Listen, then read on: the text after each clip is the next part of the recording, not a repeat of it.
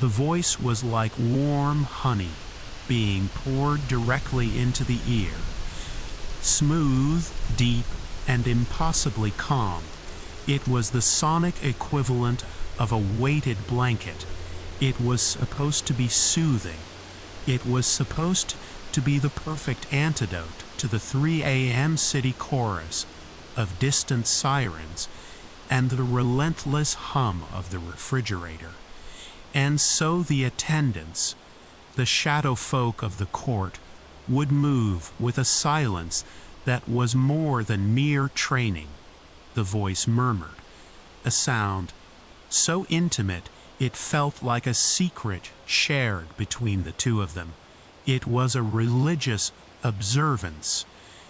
To be silent was to be unseen, and to be unseen was to be closer to the divine nothingness from which the Aten drew its power.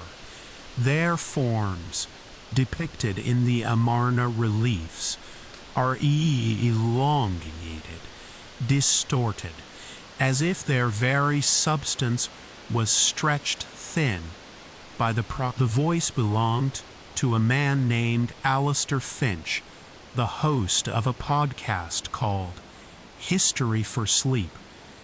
Tonight's episode was The Heretic King, Life in Akhenaten's Court. I'd listened to his episodes on the Peloponnesian War and the rise of the Carolingian Empire, and they had worked like a charm, lulling me into a gentle intellectual haze that softened the edges of my insomnia. But this one was different. They were the king's shadow, Alistair Finch continued, his voice a slow, hypnotic current. And a shadow, as we know, has a peculiar quality. It is both an absence and a presence. It has no substance, yet it is irrevocably tied to the body that casts it. But what if a shadow could detach? What if it could learn to move on its own accord? My breath caught in my throat. It was, of course, the shadow cast by the wardrobe itself, a familiar block of deeper darkness against the gloom. I had seen it every night for 5 years, but it was changing. The straight, hard lines of its form began to soften, to curve. It was pooling on the floor, then drawing itself upward, stretching, elongating, like taffy being pulled by an invisible hand. The shape was impossible. It was too tall, too thin. Its head was a narrow ovoid that nearly scraped the ceiling, its limbs impossibly long and spindly. It was the exact, grotesque distortion of the Amarna reliefs. My heart hammered against my ribs, a frantic prisoner. I tried to tell myself it was a hypnagogic hallucination, a trick of a sleep-deprived mind teetering on the edge of a dream. Then the shadow took a step. It didn't slide or glide. It imagined that. Alistair Finch's voice whispered in my ears, perfectly timed, impossibly coincidental. A servant of pure void, walking in your home, a piece of the night, untethered. It would not need to breathe. It would not need to eat. It would only need to watch. The thing in my room turned its featureless head towards me. There were no eyes, no face, just a smooth, dark shape, but I felt its gaze like a physical weight, a pressure on my skin. I was paralyzed, pinned to my mattress by a fear so absolute it felt ancient, primal. I squeezed my eyes shut, a child's defense against the monster under the bed. I told myself that when I opened them, it would be gone. It would be a shadow again, tethered and mundane. The voice in my headphones was the only other presence in the room. But the true terror, it said, its tone shifting from academic curiosity to the orange light from the saint. Reet outside flickered once, then went out, plunging the room into absolute, suffocating blackness, and in that total darkness, I could still see it. The next morning, I woke up with my headphones still wrapped around my neck, the phone dead on the pillow beside me. Sunlight, harsh and unforgiving, streamed into the room. The wardrobe stood against the wall, its shadow a perfectly normal, inert shape on the hardwood floor. Everything was as it should be. The memory of the night felt distant, unreal, the texture of a particularly vivid nightmare. I stumbled into the kitchen, my head thick with exhaustion. I put the kettle on, my movements clumsy and automatic. While I waited for it to boil, I stared at the ceiling. The old plaster was a cracked road map of someone else's history. There was a faint brownish water stain near the light fixture. I pulled a chair over and stood on it, my face inches from the plaster. The discolored shapes within the oval were not random. They were stylized, deliberate. A reed, a folded cloth, a tether, hieroglyphs. My knowledge was rudimentary, scraped from museum plaques and television documentaries. But the forms were unmistakable.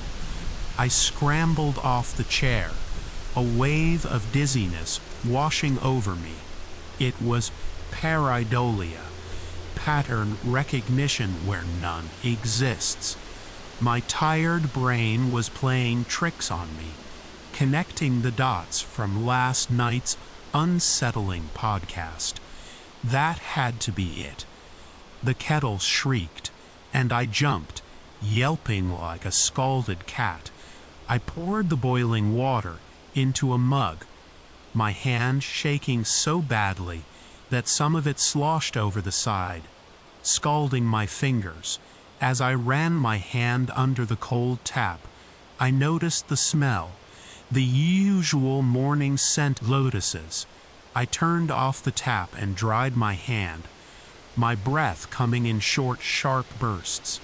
I went to the window and threw it open, expecting the familiar smell of exhaust fume and damp pavement from the street 6 floors below.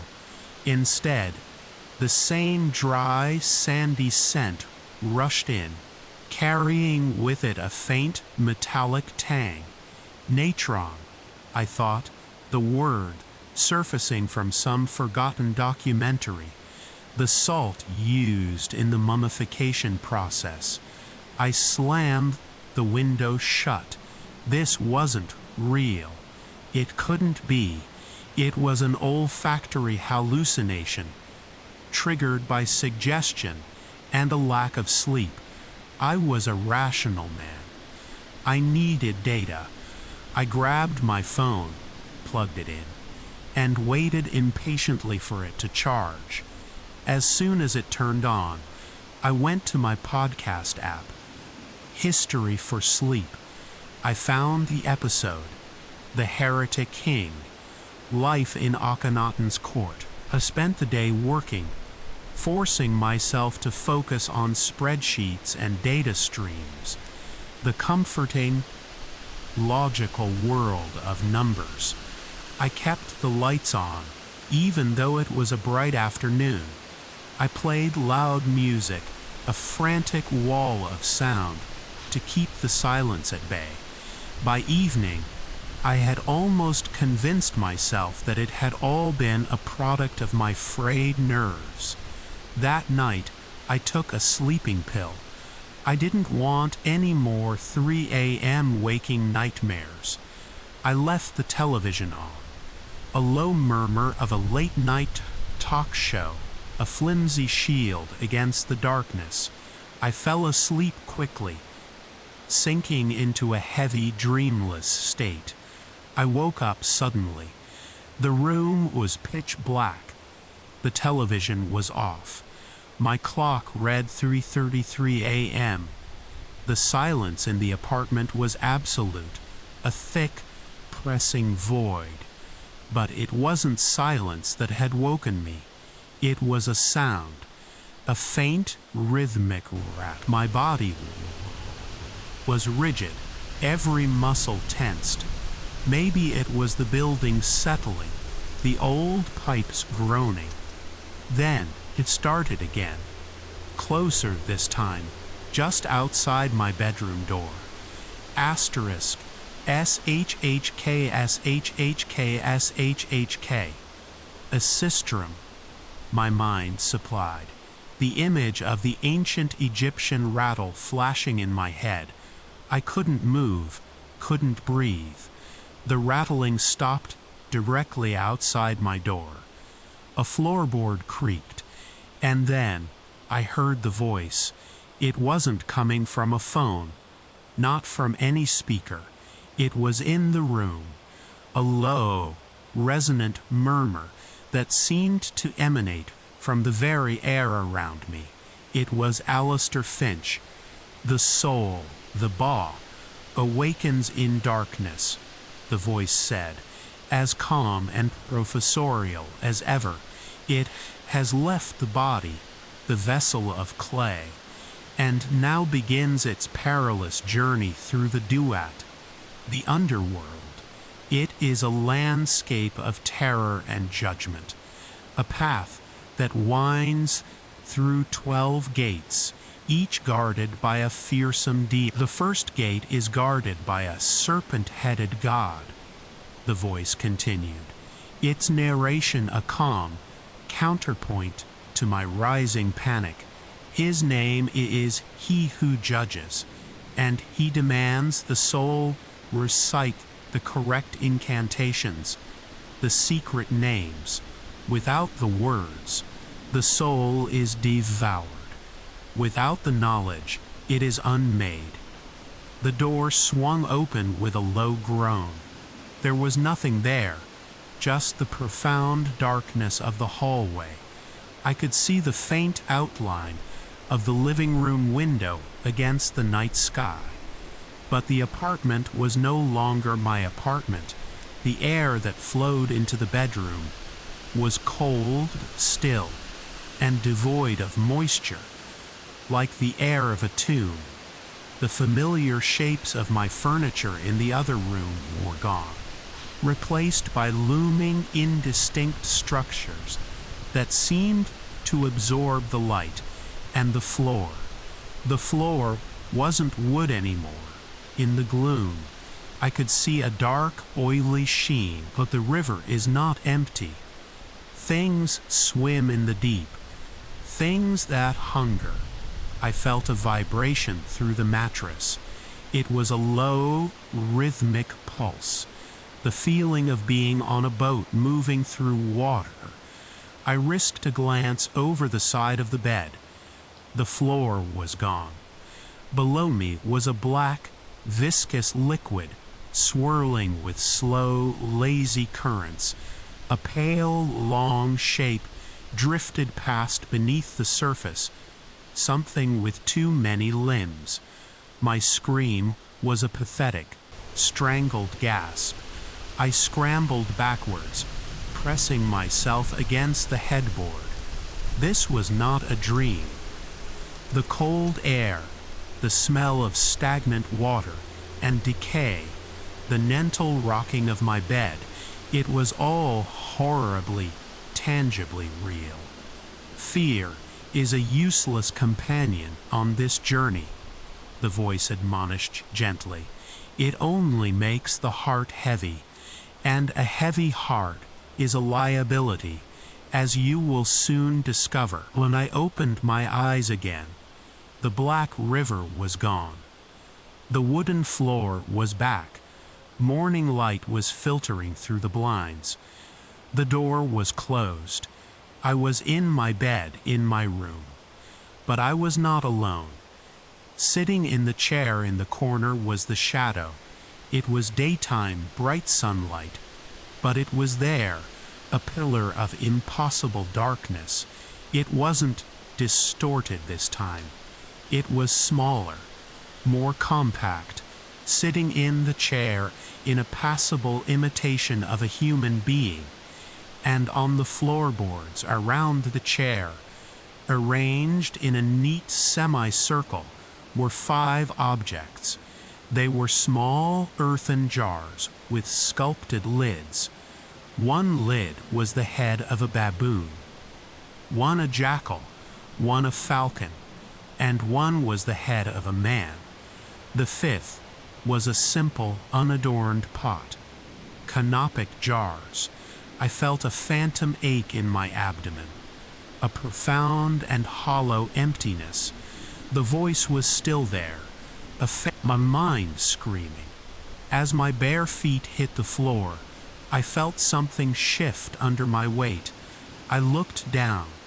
In the center of my chest, under the skin, something was moving, a small, frantic fluttering, like a trapped bird.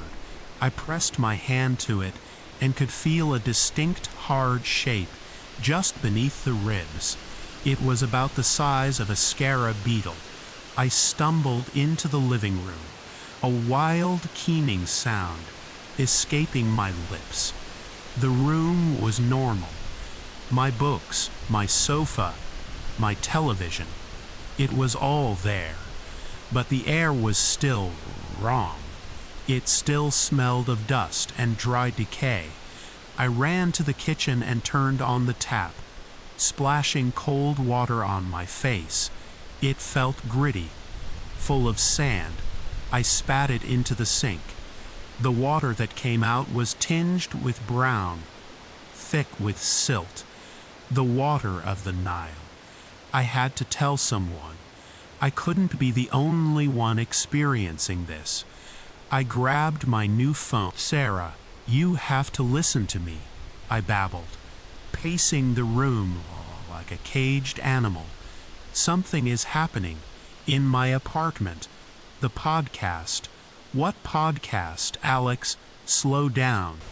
You sound like you're having a panic attack," I tried to explain. The voice, the shadow, the river, the jars, with every word, I could hear the insanity in my own voice. I sounded like a lunatic. I knew how it sounded. "Okay, Alex," she said, her tone shifting to one of forced calm, the kind you use on a frightened child or a madman. "You've been working too hard. You're not sleeping. Your mind is playing tricks on you. I'm going to come over. Just stay put. Don't do anything. I'll be there in 20 minutes. She hung up before I could say anything else. 20 minutes. An eternity. I stood in the center of my living room, trembling. I looked at my reflection in the dark screen of the television. Images of gods with animal heads, of figures making offerings, of a solar barge sailing across a sea of stars. My living room was a tomb. I spun around. The walls were white, plain, boring white. I looked back at the television. The frescoes were still there in the reflection. The voice of Alistair Finch spoke, not from the air, but from the television speakers, even though it was turned off. The tomb is a replica of the world, a model of the cosmos. It is a machine for rebirth. Every inscription, every image is a part of the engine, a spell to be read, a path to be followed. I backed away from the television, my breath hitching. The doorbell rang. a harsh, modern sound that was brutally out of place. It made me jump. Sarah. I ran to the door and fumbled with the locks. I threw it open, and there she was, looking worried. A paper. It was a nightmare, Alex. A really bad one. I wanted to believe her. I desperately wanted to. I looked around my own apartment through her eyes, trying to see the normality she saw. For a moment, it worked. The air smelled of her coffee. The walls were just walls. Then her phone buzzed in her pocket.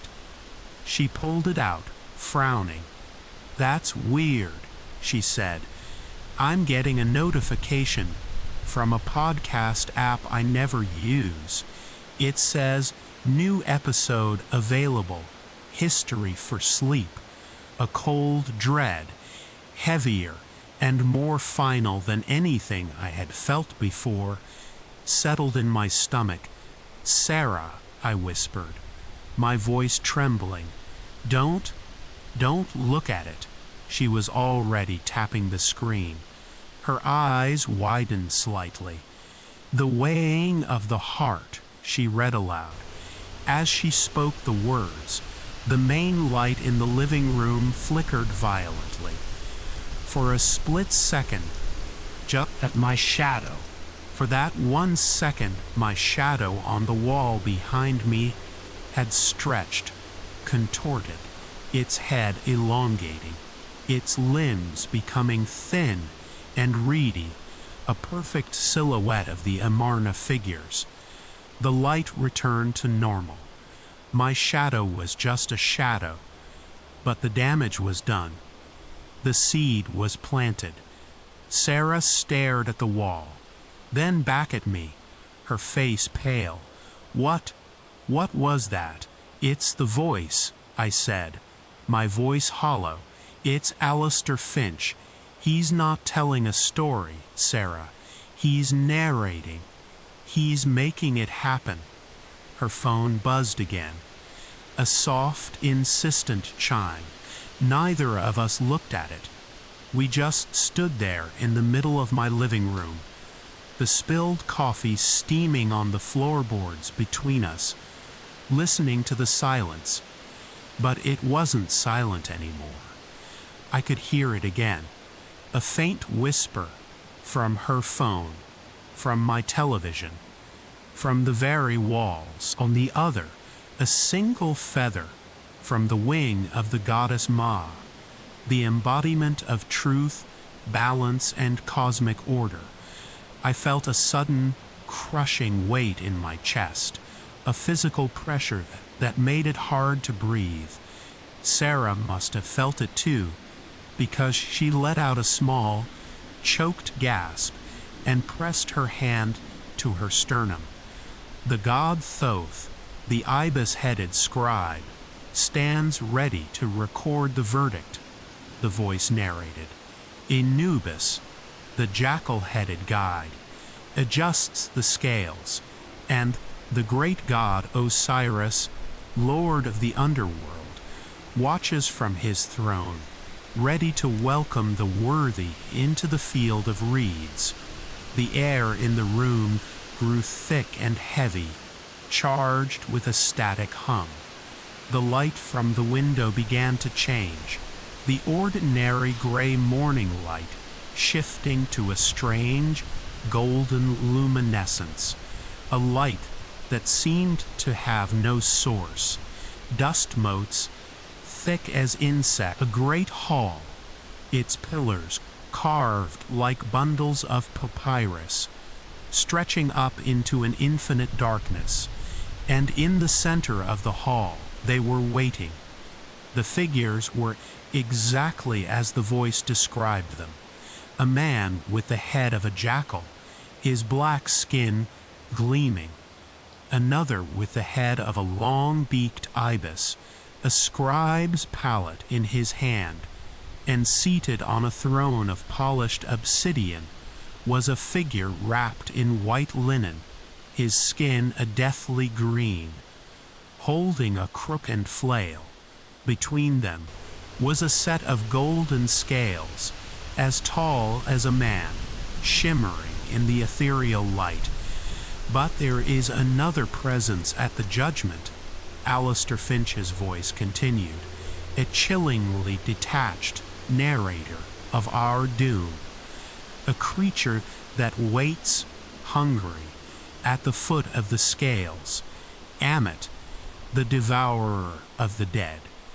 Part crocodile, part lion, part hippopotamus.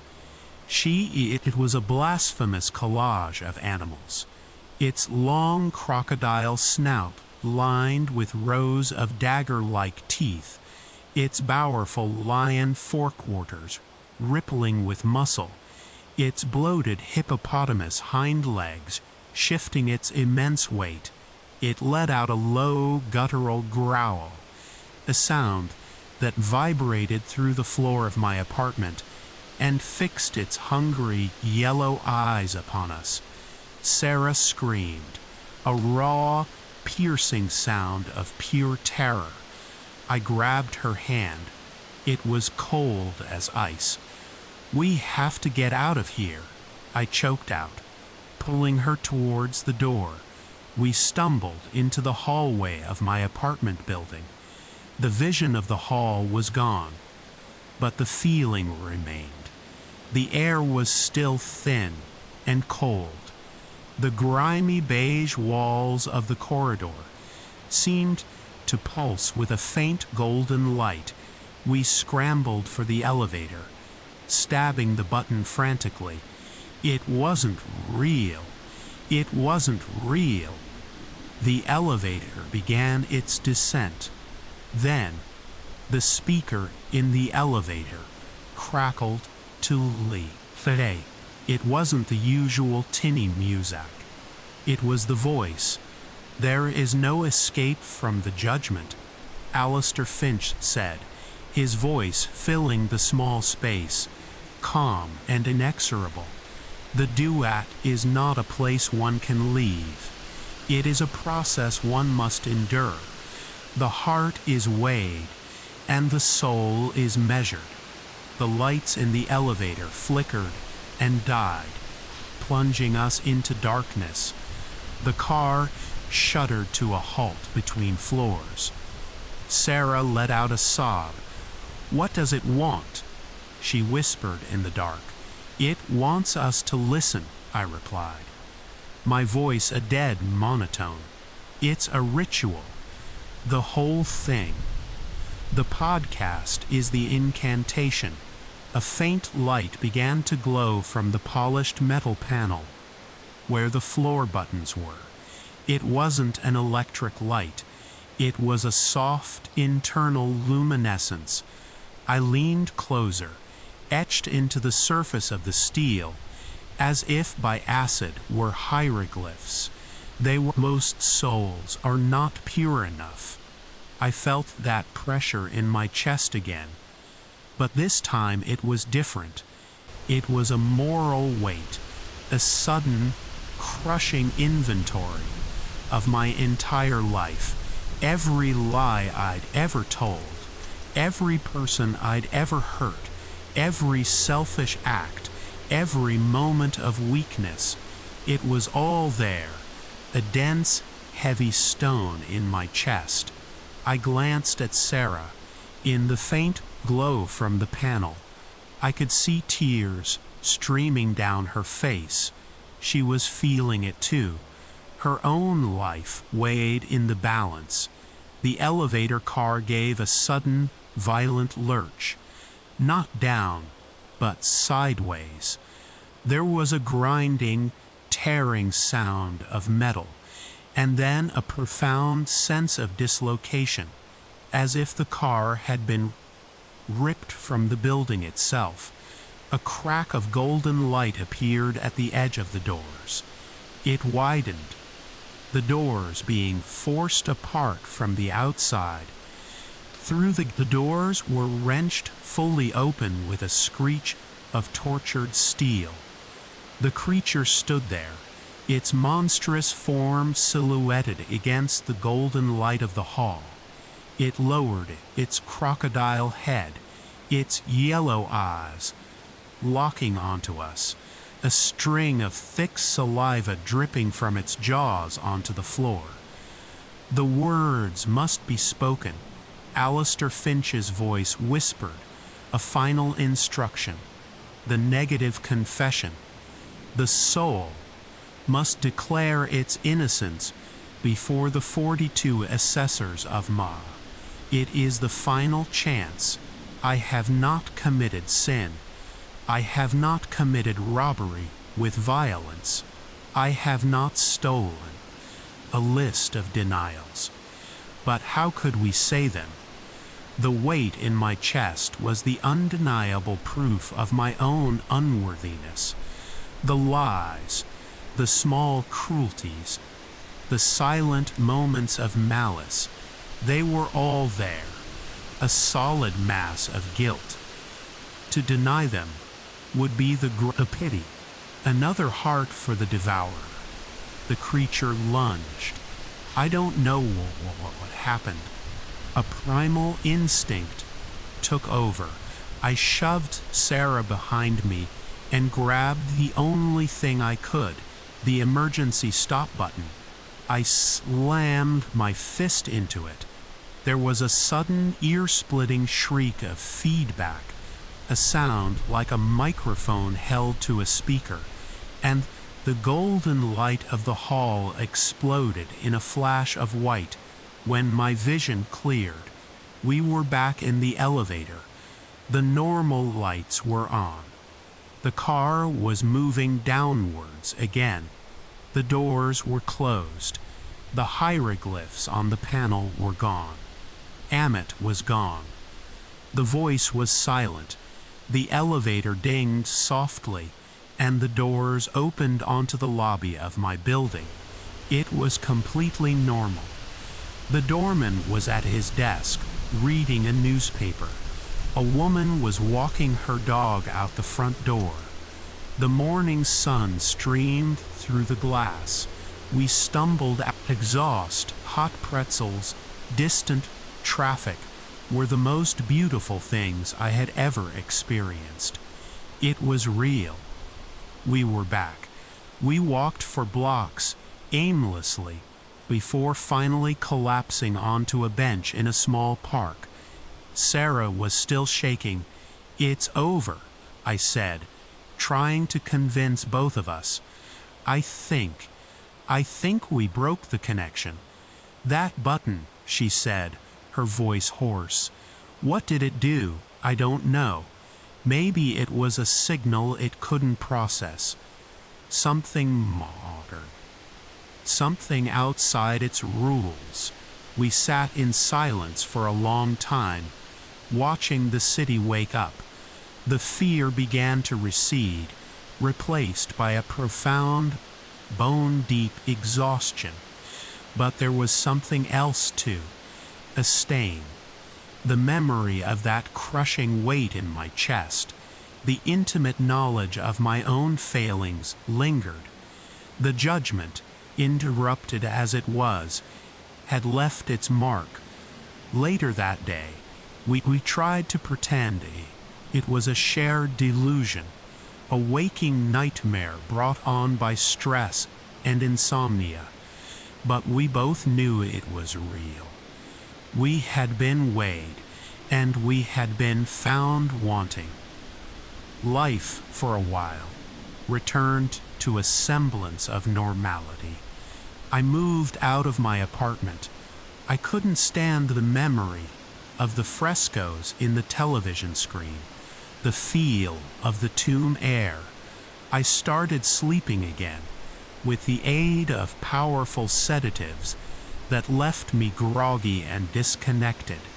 Sarah and I stayed close, bound by our shared trauma. We were survivors, but the world felt different, thinner. I'd catch glimpses of things in the periphery, a shadow in a doorway that was too tall, too thin. the glint of light off a skyscraper that looked for a second like a golden pyramid, the pattern of cracks in the pavement, forming a familiar. I was trying to focus on the specifications, the refresh rates, the pixel densities, the comforting logic of technology. Then, all at once, every screen on the wall flickered. The commercial vanished, every screen turned black, and then new images appeared. Not all at once, but in a rolling wave across the display wall. On the first screen, an image of a clay tablet covered in cuneiform script. On the next, a scroll of parchment with Latin text, a medieval manuscript, a daguerreotype of a grim-faced Victorian family, a flickering black and white film reel, a crackling radio speaker, a cathode ray tube television showing static, a first-generation computer monitor with green text. It was a history of communication, a history of media. Then, on every screen, a single line of text appeared. We apologize for that brief interruption in our broadcast. We appear to be experiencing some technical difficulties. Now, where were we? The sound of a page turning, a crisp, dry rustle. Ah, yes, the voice continued, a new warmth in its tone, a renewed sense of purpose. The journey of the soul is not always linear. Sometimes it must circle back. Sometimes a judgment must be appealed.